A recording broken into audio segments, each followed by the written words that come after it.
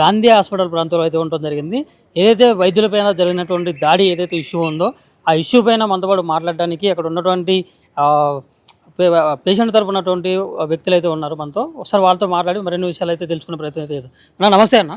నమస్తే అన్న, దీని గురించి ఏ నేపథ్యంలో మరి వైద్యుల మీద దాడి చేయాల్సి వచ్చింది, ఏంది కథ అసలు? అది అసలు తప్పుడు స్టేట్మెంట్. అది అలాంటి విషయం జరగలేదు. దీనిపైన ఫస్ట్ ఆఫ్ ఆల్ నేనేంటి అనేది నేను ఇంట్రొడక్షన్ ఇస్తాను. నా పేరు రాబిన్ వినయ్ కుమార్ జాకియస్. నేను ఒక సోషల్ యాక్టివిస్ట్ని. సో దీనిపైన నిన్న జరిగిన ప్రెస్ మీట్ జరిగేటప్పుడు కూడా నేను ఇక్కడ అవైలబుల్గా ఉన్నాను. నేను సూపరింటెండెంట్ మేడంతోని, హెడ్ ఆఫ్ ద డిపార్ట్మెంట్స్ వాళ్ళతోని కూడా నేను మీటింగ్లో ఉండే. సో దాని నేతరంలో నేను ప్రెస్ మీట్ దగ్గర నేను రాలేకపోయాను. సో దీని సందర్భంలో అసలు జరిగిన సంఘటన ఏంటి, ఎందుకు ఇవన్నీ ఇంత సంచలన జరిగింది, అసలు ఏంది కారణం అనేది జరిగినప్పుడు లైవ్ లో మీరు ఉన్నారు అక్కడ? లైవ్ లో మా మిస్సెస్ ఉన్నది. మా మిస్సెస్ తోనే దాడి జరిగింది. మా మిస్సెస్ పైన దాడి జరిగిన సందర్భంలో, అంటే మీ మిస్సెస్ పైన దాడి జరిగిందా? మీ మిస్సెస్ దాడి చేసి కాదు, మా మిస్సెస్ పైన దాడి జరిగింది. మా మిస్సెస్ ఏం జరిగిందని అంటే, ఫస్ట్ ఆమె వైటల్స్ వెళ్ళి డాక్టర్ని అడగడం జరిగింది. వైటల్స్ పెరిగితే ఆయన రెస్పాన్స్ ప్రాపర్గా ఇవ్వట్లేదని మరీ అడిగింది. ఆ టైంలో వాళ్ళ ఫ్యామిలీ మెంబర్ ఒక వీడియో కాల్లో మాట్లాడుతున్న సందర్భంలో ఆ డాక్టర్ ఏమని అజంప్షన్ చేసుకున్నాడంటే, ఈమె ఏమైనా రికార్డింగ్ చేస్తున్నదా అనే ఒక పాయింట్ ఆఫ్ వ్యూలో డాక్టర్ అనుకోవడం జరిగింది. అక్కడ అసలు యాక్చువల్గా ఆమె మాట్లాడేది వాళ్ళ ఫ్యామిలీ మెంబర్తోని, వాళ్ళ పెద్దమ్మతోని వీడియో కాల్లో మాట్లాడుతుంది. సో దీని విషయంలో అసలు ఎందుకు వైటల్స్ చెప్పట్లేదు ఏంది అని అడిగితే, డాక్టర్ ఏంది నీ ప్రాబ్లం ఏంది, వాట్ ఈస్ యువర్ ప్రాబ్లం అని గట్టిగా అరిచి చెప్పడం జరిగింది. చెప్తే దాని తర్వాత అటెండర్ ఏమన్నా అంటే, డాక్టర్కి ఒక్కళ్ళే పేషెంట్లు ఉండరు, అంటే వాళ్ళు చాలా బిజీగా ఉండరు, చాలా మెంబర్స్, అధిక సంఖ్యలో పేషెంట్లు అయితే ఒక సీటు పైన కూర్చొని ఉన్న డాక్టర్ని అడుగుతున్నాము. పేషెంట్ డాక్టర్ ఒక 4-10 మందిని పేషెంట్స్ చూస్తారని మాకు కూడా అవగాహన ఉంది. డాక్టర్స్ ప్రొఫెషన్ పైన మాకు హైయెస్ట్ రిగార్డ్ ఉంది. కానీ మా పేషెంట్ అటెండర్గా మాకు కూడా పేషెంట్ రైట్స్ ఉంటాయి. సో మేము పేషెంట్ రైట్స్ ప్రకారంగా మేము వెళ్ళి ఏం జరిగింది, అసలు వైటల్స్ ఏంటి అనేది ఇప్పుడు ఆమె వెళ్ళి అడగడం తప్ప.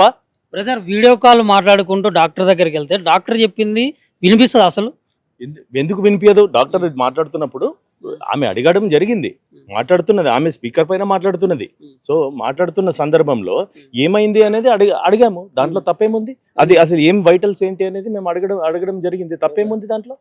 ఇప్పుడు డాక్టర్ గారు కూడా లెవెల్ ఎంత ఉంది ఏందని చెప్పడం కూడా, ఆన్సర్ ఇవ్వడం కూడా జరిగింది. ఆన్సర్ ఇవ్వలేదనే 3-4 సార్లు అడగడం జరిగింది. దాని తర్వాత అప్పుడు ఆ డాక్టర్ ఫోన్ గుంజుకోవడం జరిగింది. ఫోన్ గుంజుకొని అసలు దాని తర్వాత ఏంటి, అసలు ఫోన్ గుంజుకోవడం ఏంటి, ఫోన్ ఎందుకు గుంజుకున్నారు అని అడిగితే స్పందించకుండా ఇమీడియట్ గా మళ్ళా బెడ్ దగ్గరికి వెళ్ళి ఇంకొక ఫోన్ తీసుకొని వచ్చి నాకు ఫోన్ చేయడం జరిగింది. నాకు ఫోన్ చేయడం జరిగితే నేను అప్పటికే అసలు ఫోన్ ఎందుకు గుంజుకుంటారు, ఏంది అసలు ఏం జరుగుతుంది అని అడిగితే, ఇంకా అప్పటికి ఈ సిచ్యువేషన్ కొద్దిగా అగ్రివేట్ అవ్వడం జరుగుతుంది. సో వేరే డాక్టర్ కూడా అక్కడే ఉండే, ఆయన కూడా వచ్చి అసలు ఏంటి, అసలు ఎందుకు నీ ఫోన్ ఎందుకు తీసుకున్నారు అని అంటే, అంతలోపే డాక్టర్ ఏం చేశారంటే వచ్చి ఆమె చేతులు పట్టుకొని ఇట్లా విరిచి ఒక గోడకు తీసుకెళ్ళి ఇట్లా తిప్పేసి గోడకు నట్టేసి ఇట్లా చేతులు విడిచడం జరిగింది. ఎవరు చేశారు అది? డాక్టర్ శివకుమార్ అని, డాక్టర్ శివ అని. సో దాని సందర్భంలో ఏంటి అసలు ఈయన ఇట్లా చేతులు పట్టుకొని ఇట్లా చేయడం ఏంటి అనే దాన్ని మేము ప్రశ్నించాం. ఎందుకు ఒక పేషెంట్ అటెండర్ మీద, అంటే డ్యూటీలో ఉన్నటువంటి డాక్టర్ మీద చేయవచ్చు, మరి ఎందుకు ఎవరు చేయలేదు? అయితే ఏం జరిగింది అని అంటే, ఆ టైంలో ఆ ఫోన్ ఆమె అడిగి దగ్గరికి వెళ్ళి తీసుకోవడం సందర్భంలో అలా ఇట్లా తీసుకోవడాంట్లో ఏమైనా తాకిండొచ్చో ఏమో, అది కూడా మాకు తెలీదు. సీసీటీవీ కెమెరాస్ లేవు. సీసీటీవీ కెమెరాస్ పెట్టండి. మీరు డాక్టర్స్ కి కూడా సేఫ్టీ ఉంటుంది, మీకు పేషెంట్స్ కి కూడా సేఫ్టీ ఉంటుంది. ఏం జరుగుతుంది అనేది క్లారిటీగా అందరికి తెలుస్తుంది. సీసీటీవీ లేకపోవడం దాని సమక్షంలో మీ భార్య పైన పక్కన ఉన్నటువంటి పేషెంట్లు కానీ పక్కన ఉన్నటువంటి నర్సులతో సహా కూడా మీ భార్య పైన కంప్లైంట్ చేయాల్సినంత అవసరం అయితే లేదు కదా. ఇదంతా మరి ఇప్పుడు మీ భార్య చెయ్యి వెయ్యింది, మరి ఇదంతా ఎందుకు వచ్చినట్లు? ఇది తప్పుడు అలిగేషన్స్. దీని విషయంలో మేము కూడా కౌంటర్ కంప్లైంట్ చిలకలగూడ PS లో ఇవ్వడం జరిగింది. సో దాని తర్వాత MLC రిపోర్టు ఏదైతే ఆమెకి ఇక్కడ చేతి పైన కట్ అయింది, దాని తర్వాత MLC రిపోర్టు దాంట్లో తెలియబడింది. MLC రిపోర్ట్లో కూడా తెలియబడింది, చేతులు ఇలా పిసికేశారు, స్వెల్లింగ్ ఉందని MLC రిపోర్టు, ఉస్మానియా రిపోర్టు ఇవ్వడం జరిగింది. So this is all over the media. మీరు నా ట్విట్టర్ అకౌంట్ ఫాలో కండి, రాబిన్ జాకియస్ అని నా ట్విట్టర్ అకౌంట్, నా ఎక్స్ అకౌంట్లో ప్రతి ఒక్క డీటెయిల్స్ ఉన్నాయి.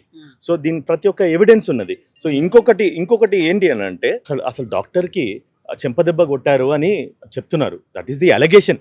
సో చెంపదెబ్బ కొడితే ఆయనకి ఇక్కడికి ఎట్లా గీసుకపోతుంది సార్? ఇప్పుడు మీరు సోషల్ యాక్టివిస్ట్ అంటున్నారు, అంటే మీ భార్యని సమర్థించుకుంటూ మాట్లాడుతుంటారా, లేకుంటే అసలు నిజంగా అదే జరిగి ఉంటుందా? అబద్ధాలు చెప్పడానికి మాకేం అవసరం అండి?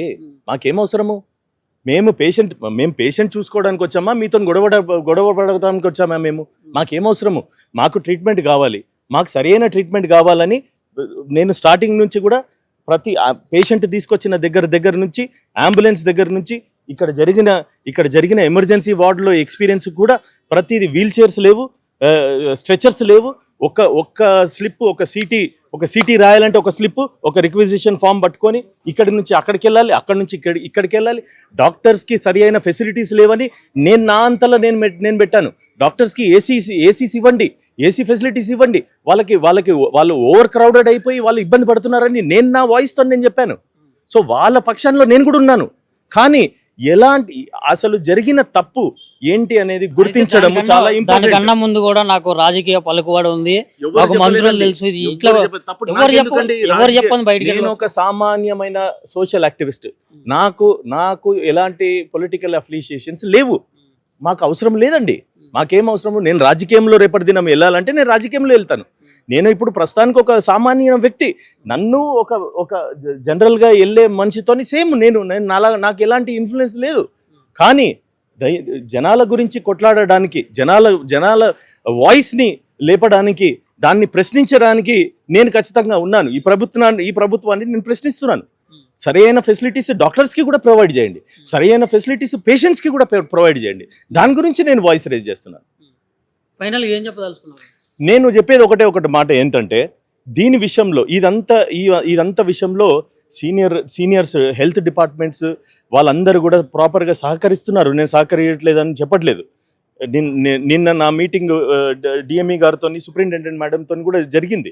సో జరిగినప్పుడు కూడా ఇవంతా కూడా ఇదంతా కూడా ఈ స్ట్రైక్ వల్ల పేషెంట్స్కి ఎఫెక్ట్ అవుతుంది, పేషెంట్స్ ట్రీట్మెంట్ స్టాప్ అవుతుంది కాబట్టే నేను ఈ కంప్లైంట్ అనేది నేను విత్డ్రా చేసుకోవడానికి ఒప్పుకున్నాను.